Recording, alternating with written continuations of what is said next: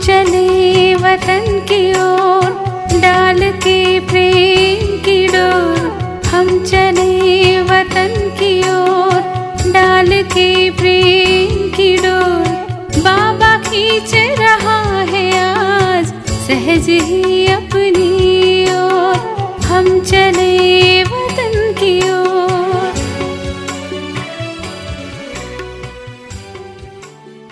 ஓம் சாந்தி. 18/9/1975 அவ்யக்த பாப்தாதா மதுபன். வாணியின் தலைப்பு: மாயாவின் சுழல்களிலிருந்து விலகியிருந்து சுயதர்ஷன சக்கரதாரியாக ஆனவர்தான் எதிர்காலத்தில் வெண்கொற்ற கொடையுடையவர், ராஜா ஆகின்றார்.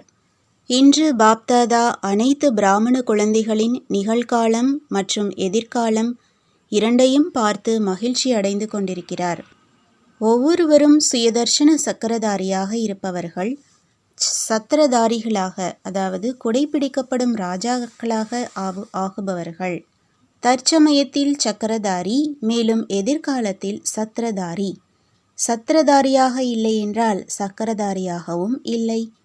எந்த குழந்தைகளுக்கு இந்த சங்கம யுகத்தின் மிக குறைந்த விலை மதிக்க முடியாத நேரத்தில் நிரந்தரமாக எப்பொழுதும் சக்கரம் சுற்றி கொண்டே இருக்கிறதோ, அதாவது அழியாத சக்கரதாரியாக இருக்கிறாரோ, அதே ஆத்மாக்கள்தான் சதா காலத்திற்கும் சத்திரதாரியாக ஆக முடியும். சக்கரதாரியாகும் குழந்தை எப்பொழுதும் மாயா மேல் அதிகாரம் உள்ளதாக இருக்கும். மாயாவின் அதிகாரி ஆத்மாக்கள்தான் தந்தையின் எல்லைக்கப்பாற்பட்ட ஆஸ்தியின் அதிகாரி ஆகிறார்கள். அதாவது சுயதர்ஷன சக்கரதாரியாக இருப்பவர்தான் சத்திரதாரியாக ஆகிறார். எப்பொழுதும் சக்கரம் மற்றும் சத்திரம் தென்படுகிறதா? சக்கரதாரி ஆத்மாக்களின் அடையாளங்களாக என்ன தென்படும்? உங்களுடைய அடையாளங்களை நீங்கள் அனைவரும் பார்த்திருக்கிறீர்களா? சக்கரதாரியாக இருப்பவர் இப்பொழுதும் ஒளியின் சத்திரதாரியாக தென்படுவார். சக்கரத்தின் அடையாளமாக ஒளி சக்கரம் தென்படும். அந்த மாதிரி சக்கரதாரி எப்பொழுதும் அநேக விதமான மாயாவின் சுழல்களிலிருந்து விடுபட்டு இருப்பார். எப்படி தன்னுடைய தேகத்தின் நினைவின் அநேக வீணான எண்ணங்களின் சுழல்களிலிருந்து, லௌகீக மேலும் அலௌகீக உறவுகளின் சுழல்களிலிருந்து, தன்னுடைய அநேக பிறப்புகளின் சுபாவ சம்ஸ்காரங்களின் சுழல்களிலிருந்து மற்றும் இயற்கையின் அநேக விதமான கவர்ந்து ஈர்க்கும் சுழல்களிலிருந்து அவர் எப்பொழுதும் விடுபட்டிருப்பார். சுயதர்ஷன சக்கரத்தினை தவிர அவர் வேறு எந்த சக்கரத்திலும், அதாவது சுழலிலும் வர முடியாது.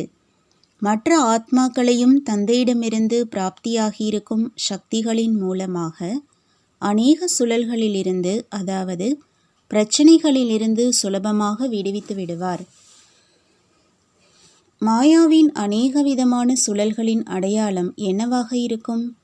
சக்கரதாரி ஆத்மா ஒளி கிரீடம் அணிந்தவராக இருப்பார் மற்றும் தந்தையின் ஆஸ்தியின் அதிகாரியாக இருப்பார். அதேபோல் அநேக விதமான சுழல்களில் வருபவர்களின் அடையாளம் என்னவாக இருக்கும்? எப்படி அவர்களின் தலையில் ஒளியின் கிரீடம் இருக்கிறது, அதேபோல் இவர்களின் தலை மேல் கிரீடம் அல்ல, அநேக விதமான தடைகளின் சுமை இருக்கும். எப்பொழுதும் ஏதாவது விதமான சுமை அவர்கள் தலைமேல், அதாவது புத்தியில் உணரப்படும். அந்த மாதிரியான ஆத்மா எப்பொழுதும் கடனாளியாக மற்றும் சுமை உள்ளவராக இருப்பார். அவருடைய நெற்றியில், முகத்தில் எப்பொழுதும் கேள்விக்குறி இருக்கும். ஒவ்வொரு விஷயத்திலும் ஏன், என்ன மற்றும் எப்படி என்ற கேள்வி இருக்கும். ஒரு வினாடி கூட புத்தி ஒருநிலைப்பட்டதாக, அதாவது முற்றுப்புள்ளியில் இருக்காது. முற்றுப்புள்ளியின் அடையாளம் புள்ளி இருக்கும், அதாவது எண்ணத்திலும் புள்ளி சுரூபத்தின் நிலை இருக்காது. சொல் மற்றும் செயலிலும் கடந்தது கடந்ததாகிவிட்டது, ஒன்றும் புதிதல்ல, என்ன நடக்கிறதோ அது நன்மைக்கே என்று அந்த மாதிரி முற்றுப்புள்ளி, அதாவது புள்ளி வைக்க தெரியாது. கேள்விக்குறி பார்ப்பதற்கு வளைந்து நெளிந்திருப்பதாக தென்படும், புள்ளி வைப்பது சுலபமாகும். புள்ளி வைப்பதை விட கேள்விக்குறி எழுதுவது கொஞ்சம் கடினமாக இருக்கும். அப்படி தன்மேலேயோ மற்றவர்களிடமோ அல்லது தந்தையிடமோ அநேக கேள்விகளை எழுப்பும் இந்த அடையாளம் உள்ள ஆத்மா சுயதர்ஷன சக்கரதாரியிலிருந்து சத்திரதாரியாக ஆகுபவர் அல்ல. அப்படிப்பட்ட ஆத்மா ஒவ்வொரு எண்ணத்திலும் எப்பொழுதும் நான் வெற்றி அடைபவனாக ஆக முடியுமா என்று எப்பொழுதும் தன்னிடமே கேள்வி கேட்டுக்கொண்டே இருப்பார். நான் அனைவரின் நெருக்கத்தில் வெற்றியடைந்து நெருக்கமான ஆத்மாவாக ஆவேனா? நான் அனைவரின் சுபாவ சம்ஸ்காரங்களினிடையே இருக்க முடியுமா? அனைவரையும் திருப்திப்படுத்த முடியுமா? அந்த மாதிரி அநேக விதமான கேள்விகள் தனக்காகவும் இருக்கும் மற்றும் மற்றவர்களுக்காகவும் இருக்கும். இவர் என்னோடு ஏன் இப்படி நடந்து கொள்கிறார்? எனக்கு விசேஷமாக சகயோகம் ஏன் கிடைப்பதில்லை? என்னுடைய பெயர் மரியாதை ஏன் ஏற்படுவதில்லை? இந்த விதமாக மற்றவர்களுக்காக கேள்விகள் இருக்கும். அதே போலவே தந்தைக்காகவும் கேள்விகள் இருக்கும். எப்பொழுது தந்தை சர்வசக்திவானாக இருக்கிறார் என்றால் என்னுடைய புத்தியை ஏன் திருப்பவில்லை? பார்வையாலேயே நன்மை செய்யக்கூடியவர் என் பக்கம் ஏன் பார்வையை வைக்கவில்லை? தந்தையாக இருக்கிறார் என்றால் நான் எப்படி இருந்தாலும் என்னவாக இருந்தாலும் அவருடையவள்தான். என்னை கரை சேர்ப்பது அவருடைய பொறுப்பு. அவர் வள்ளலாக இருக்கிறார் என்றால் நான் என்ன விரும்புகிறேனோ அதை ஏன் கொடுப்பதில்லை? திரிகாலதர்ஷியாக இருக்கிறார். என்னுடைய 3 காலங்களையும் தெரிந்திருக்கிறார் என்றால் அவரே தன்னுடைய சக்தி மூலம் எனக்கு உயர்ந்த பதவியை ஏன் கொடுப்பதில்லை? அந்த மாதிரி இனிமையான புகார்களை தந்தையின் எதிரில் வைக்கிறார்கள்.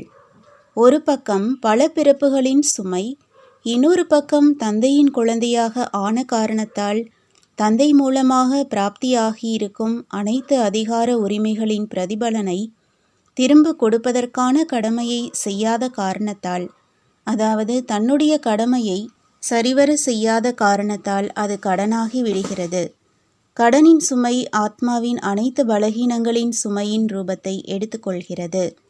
அந்த மாதிரி இரட்டை சுமையுள்ளவர்கள் சுயதர்ஷன சக்கரதாரியாக எப்படி ஆக முடியும்? ஒன்று சக்கரதாரி, இன்னொன்று சுமைதாரி. அந்த மாதிரி சுமையுள்ள ஆத்மாக்கள் இரட்டை ஒளி உள்ளவர்களாக எப்படி ஆக முடியும்? எனவே அவர்களிடமிருந்து அனுபவம் ஆவதில்லை என்ற வார்த்தைகள்தான் அடிக்கடி வெளியாகிறது. கேட்டுக்கொண்டும் இருக்கிறார்கள், இந்த வாழ்க்கையில் இருந்து கொண்டும் இருக்கிறார்கள். ஆனால் பிராப்தியின் லட்சியம் பார்வையில் தென்படுவதில்லை. மிகவும் கடினமானது என்று அந்த மாதிரியான வார்த்தையை தந்தை கேட்டு மேலும் அந்த மாதிரியான குழந்தைகளை பார்க்கிறார் என்றால் தந்தை என்ன செய்ய முடியும்? புன்முறுவலிட்டுக் கொள்வார். வேறு என்ன செய்ய முடியும்? இருந்தாலும் இரக்க மனமுடைய தந்தையின் உறவின் காரணத்தால் நீங்கள் குழந்தைகள்தான் அநேக தடவைகள் வெற்றியடைந்திருக்கிறீர்கள். தைரியம் உங்களுடையது இருக்கிறது என்றால் தந்தையின் உதவி அவசியம் இருக்கும் என்று அடிக்கடி தைரியம் மற்றும் உற்சாகம் கொடுத்து கொண்டே இருக்கிறார். இருந்தாலும் சென்று கொண்டே இருங்கள், நிற்காதீர்கள். சென்ற கல்பத்தை போன்று மீண்டும் வெற்றி அடைபவர் ஆகிவிடுவீர்கள். ஒரு நொடியாவது உண்மையான உள்ளத்தோடு அனைத்து உறவுகளினால் நினைவு செய்தீர்கள் என்றால் அந்த ஒரு நொடியின் சந்திப்பின் அனுபவம் மற்றும் பிராப்தி முழு நாளில் அடிக்கடி அனைத்து பக்கங்களிலிருந்தும் விலக்கி தந்தையின் பக்கம் ஈர்த்து கொண்டே இருக்கும். எவ்வளவுதான் பலமற்றவராக இருந்தாலும் ஒரு வினாடியின் நினைவு இந்த அளவாவது செய்ய முடியும். அப்படிப்பட்ட பலமற்ற ஆத்மாக்களுக்கு ஒரு நொடிக்கான நினைவு வைத்ததின் தைரியத்தின் பிரதிபலனாக தந்தை 1000 மடங்கு உதவியாளர் ஆவார். இதைவிட சுலபமானதாக வேறு என்ன செய்ய முடியும்? அல்லது உங்களுக்காக யோகாவையும் தந்தையே செய்ய வேண்டுமா? மிகவும் மென்மையான குழந்தைகள் இல்லையா? மென்மையான குழந்தைகள் தந்தையிடமும் இந்த மாதிரி மென்மை காரியங்கள் செய்கிறார்கள். எனவே மென்மை நிறைந்தவர்களாக ஆகாதீர்கள். ஆனால் ரகசியம் அறிந்து நடந்து கொள்பவர்களாக, யுக்தி தெரிந்து நடந்து கொள்பவர்களாக ஆகுங்கள். புரிந்ததா? நல்லது.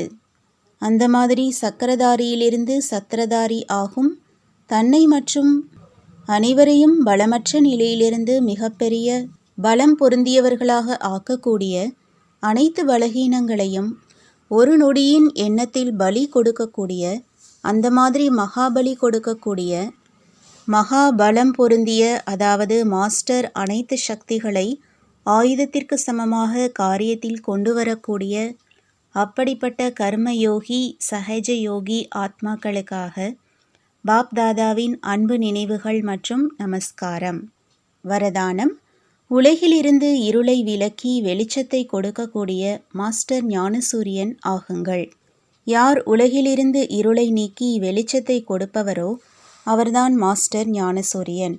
அவர் சுயம் தானே பிரகாஷ சுரூபம் லைட் மைட் ரூபத்தில் இருக்கின்றார். மேலும் மற்றவர்களுக்கும் லைட் மைட் கொடுப்பவர். எங்கு எப்பொழுதும் வெளிச்சம் இருக்குமோ அங்கு இருள் இருப்பதற்கான கேள்விக்கே இடம் இருப்பதில்லை. இருள் இருக்க முடியாது. யார் உலகிற்கே வெளிச்சம் கொடுப்பவராக இருப்பாரோ அவர் தானே இருளில் இருக்க முடியாது. சம்பூர்ண தூய்மை என்றால் வெளிச்சம். அவரிடம் இருள் அல்லது விகாரங்களின் அம்சமும் இருக்க முடியாது. ஸ்லோகன்: சுபாவம் சம்ஸ்காரம் சம்பந்தம் தொடர்பில் லேசாக இருப்பதுதான் அனைவருடன் நெருக்கத்தில் வருபவர் ஆவது. ஓம் சாந்தி. तुम बच्चों को तो सर्विस करनी है. जो बाबा कहते हैं सबको ये बताओ कि देखो तुम्हारा एम एंड ऑब्जेक्ट ये है. एक गीता है बढ़िया. ये राजयोग है ना बच्चे. कैसे है राजयोग? बिल्कुल सहज है कि बाप को याद करो तो ये वैसा मिलेगा तुमको. ओम शांति.